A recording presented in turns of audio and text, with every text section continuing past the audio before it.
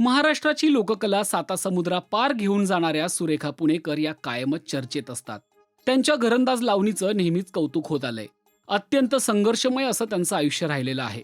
तरीही परिस्थितीशी दोन हात करत त्यांनी स्वतःची वेगळी ओळख निर्माण केली. त्यामुळे गावकुसापासून ते दिल्लीपर्यंत सुरेखाबाईंची लावणी सगळ्यांनाच परिचित आहे. केवळ लावणीच नाही तर त्यांना राजकारणाचीही आवड आहे. म्हणून सामाजिक आणि राजकीय विषयावरही त्या सडेतोडपणे बोलत असतात. आणि तितकीच त्यांना भक्ती मार्गाचीही आवड आहे. म्हणूनच एरवी लावणीच्या मंचावर थिरकणाऱ्या सुरेखा पुणेकर आज पंढरीच्या वारीत थिरकताना दिसल्या. यालाही एक मोठी परंपरा आहे. दरवर्षी हजारो तमाशा कलावंत आवर्जून वारीमध्ये सहभागी होतात. यंदा वारीमध्ये सुरेखाबाईंचा भक्तिमय अंदाज पाहायला मिळाला. महाराष्ट्राच्या संस्कृतीचे प्रतीक असलेली आषाढी वारी सध्या सुरू असून लाखो भाविक या वारीमध्ये सहभागी झाले आहेत. प्रत्येकाला आता आषाढी एकादशीचे आणि पांडुरंगाच्या दर्शनाचे वेध लागले आहेत.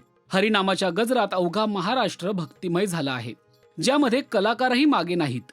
आदेश बांदेकर, प्राजक्ता गायकवाड, कोमल कुंभार, रिंकू राजगुरू यांच्यासह आता लावणी सम्राज्ञी सुरेखा पुणेकर देखील वारीमध्ये सहभागी झाल्या आहेत. जेजुरी येथे फुगडी खेळत फेर धरत त्यांनी पायीवारी केली. विठ्ठलाच्या नामस्मरणात त्या तल्लीन झालेल्या दिसल्या.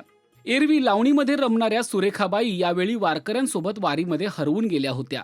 डोक्यावर तुळशी वृंदावन घेऊन चालणाऱ्या सुरेखा पुणेकर यांचा भक्तिमय अंदाज पाहून चाहत्यांनी त्यांचं कौतुक केलं आहे.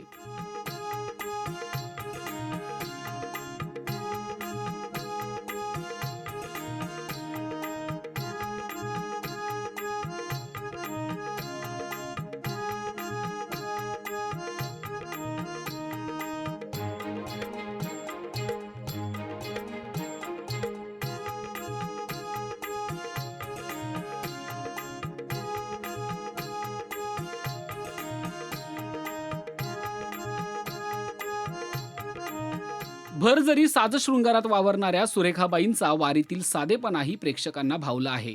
हेच खरे कलावंत. तुम्हाला वारीत पाहून आनंद झाला. आब राखून वारी करत आहेत सुरेखाताई. त्यांना विठुरायाच्या नामात तल्लीन झालेलं पाहिलं आणि मन भरून आलं.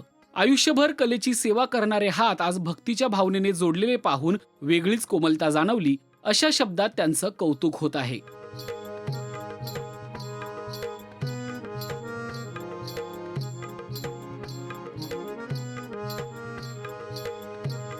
सुरेखा पुणेकर यांचा हा अंदाज तुम्हाला कसा वाटला ते कमेंट करून नक्की सांगा.